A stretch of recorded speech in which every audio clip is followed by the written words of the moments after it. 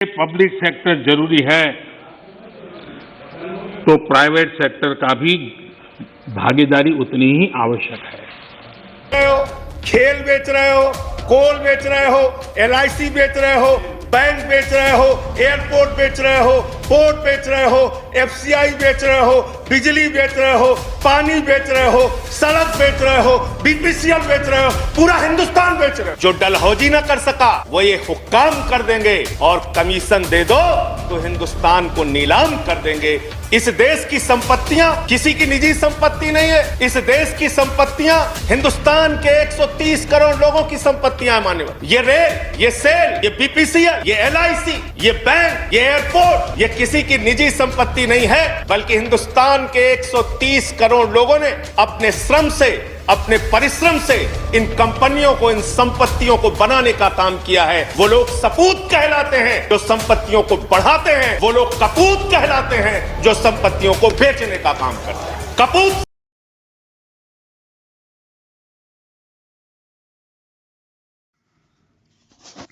मित्रों नमस्कार।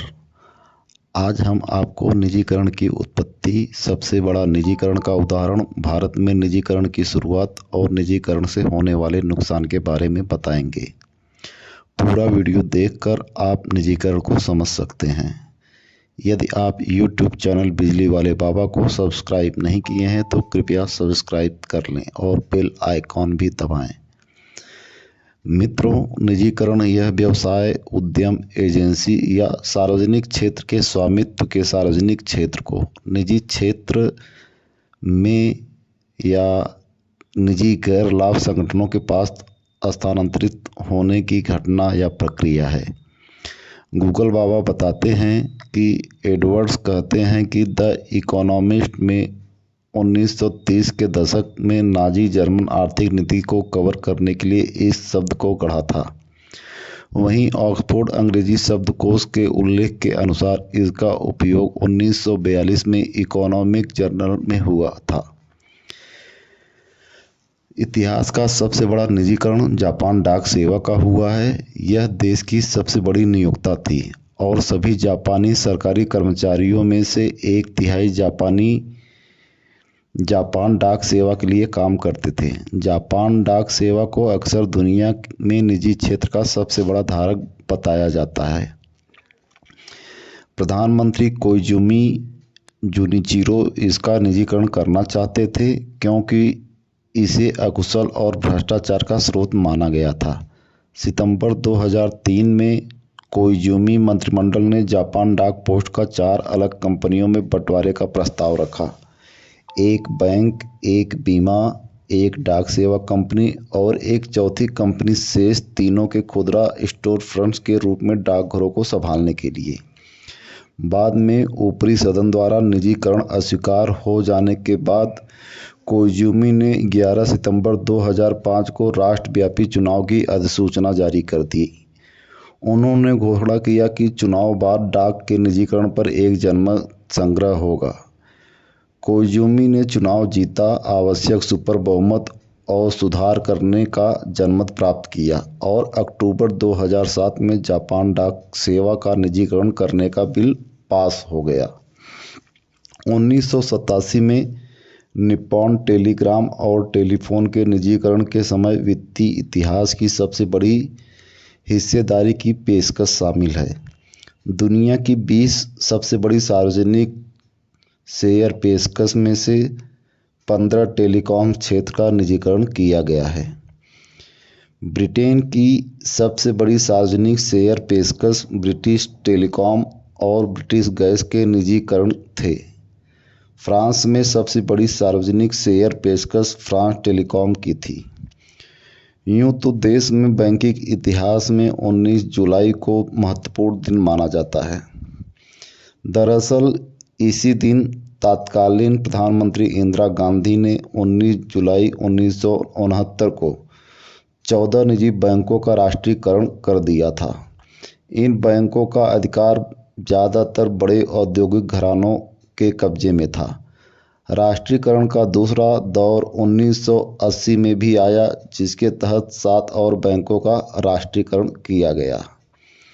लेकिन इसके बाद सन 1991 में तत्कालीन प्रधानमंत्री पीवी नरसिम्हा राव व तत्कालीन वित्त मंत्री मनमोहन सिंह के नेतृत्व में निजीकरण का आधारशिला रखा गया।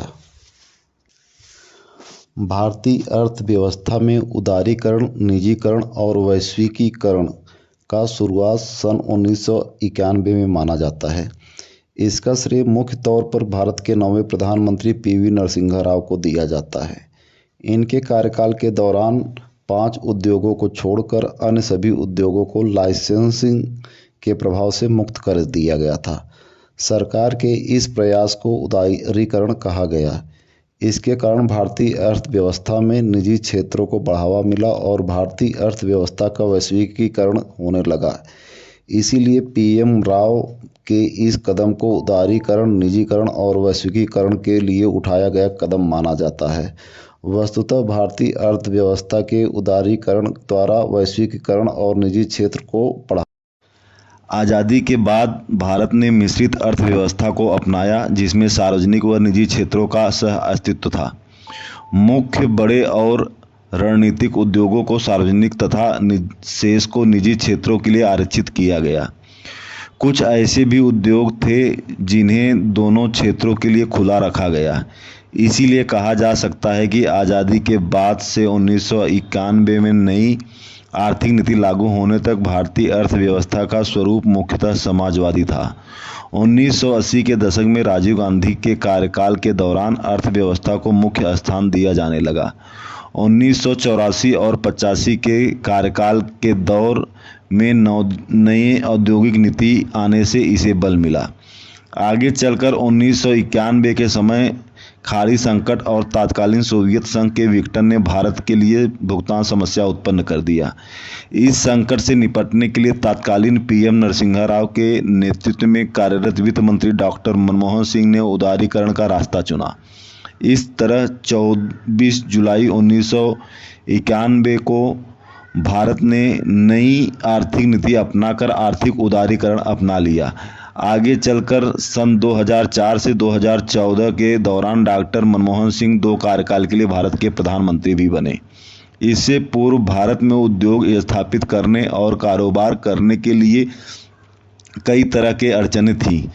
आयात लाइसेंसी प्रणाली, उद्योग लाइसेंस प्रणाली, मूल्य और वित्तीय नियंत्रण, विदेशी मुद्रा नियंत्रण और निवेश की सीमा इत्यादि देश में उद्योगों के विकास में बाधक माने जा रहे थे। नए आर्थिक नीति के तहत सिर्फ सिगरेट, शराब, रक्षा उपकरण, औद्योगिक विस्फोटक व खतरनाक रसायनों को सार्वजनिक क्षेत्रों के लिए आरक्षित रखा गया। साल 2010 से 11 में सिर्फ परमाणु ऊर्जा और रेल यातायात को सार्वजनिक क्षेत्र के लिए आरक्षित किया गया। शेष में निजी भागीदारी की अनुमति दे दी गई। भारत में निजीकरण की शुरुआत 1991 में हुई थी। उस समय देश आर्थिक संकट, इकोनॉमिक क्राइसिस से गुजर रहा था। इसीलिए तब भारत में निजीकरण की शुरुआत तत्कालीन वित्त मंत्री डॉक्टर मनमोहन सिंह ने एक बड़े आर्थिक संकट के दौरान की थी और सरकार ने घाटे में चल रही कंपनियों को निजी क्षेत्रों को बेचने का फैसला किया। ऐसे कठिन समय में अंतर्राष्ट्रीय फंडिंग एजेंसियों ने सरकार को आर्थिक उदारीकरण की तरफ मुड़ने पर विवश किया। इस तरह साल 1991 में नई आर्थिक नीति के अंतर्गत देश में निजीकरण की प्रक्रिया शुरू हुई।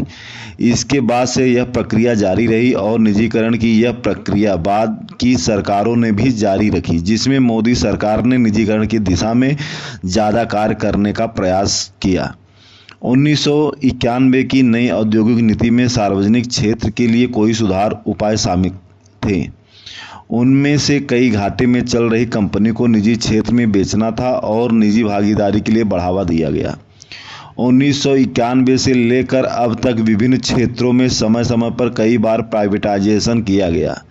वर्ष 1997 में सरकार ने सार्वजनिक क्षेत्र की 11 कंपनियों को जो लाभ की स्थिति में थी उन्हें नवरत्न का दर्जा दिया गया। इसके साथ ही सार्वजनिक क्षेत्र के उन उपक्रमों को पर्याप्त स्वायत्तता की भी प्रदान की गई ताकि वह अंतर्राष्ट्रीय स्तर पर अपनी पहचान बना सके। इसमें उपक्रम MTNL, BSNL, IOC, HAL, BPCL, SAIL, GAIL आदि थे। अब तो सरकार सभी क्षेत्रों में बड़े पैमाने पर निजीकरण यानी सरकारी कंपनियों को बेचने का काम जोर शोर से करने में लगी है और कर रही है। 1991 में भारतीय अर्थव्यवस्था के उदारीकरण के साथ ही सरकार द्वारा सार्वजनिक उद्योगों में विनिवेश की नीति अपना लिया गया।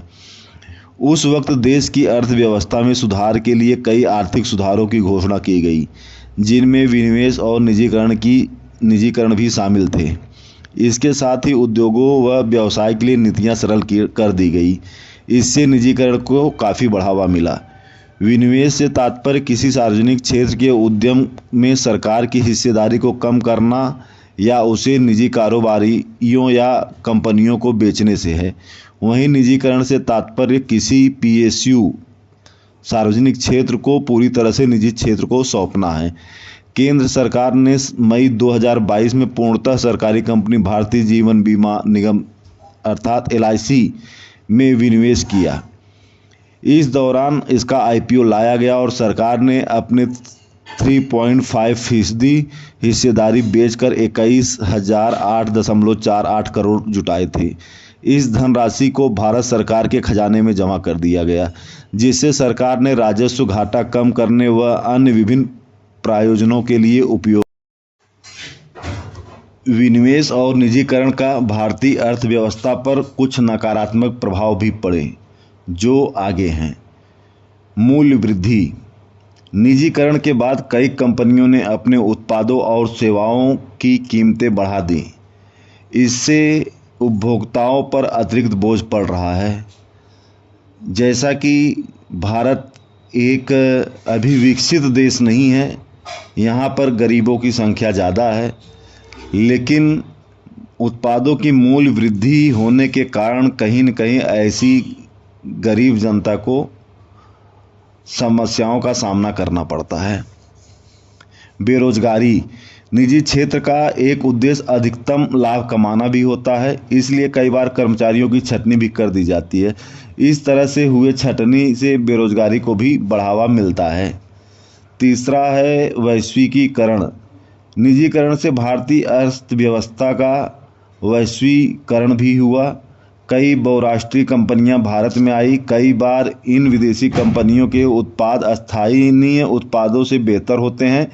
इससे स्वदेशी कंपनियों को कड़ी प्रतिस्पर्धा का सामना करना पड़ता है। विदेशी कंपनियों के प्रतिस्पर्धा उत्पाद न तैयार कर पाने की स्थिति में स्थानीय उद्योगों में तालाबंदी का भी खतरा उत्पन्न होता है, जिसके कारण कहीं न कहीं रोजगारों में भी समस्या उत्पन्न होती है। और अगला है सामाजिक न्याय। चूँकि निजी क्षेत्र लाभ को अधिकतम करने पर ध्यान केंद्रित करते हैं, जबकि सार्वजनिक क्षेत्र सामाजिक हित को ध्यान में रखते हुए कार्य करता है। कुछ लोगों का मानना है कि विनिवेश और निजीकरण से सामाजिक न्याय को खतरा हो सकता है। आज हम आपको निजीकरण पर बताने का प्रयास किए हैं और उम्मीद है कि आपको यह विषय यदि पसंद आया हो तो कृपया चैनल को सब्सक्राइब करें, लाइक करें व शेयर करें। धन्यवाद।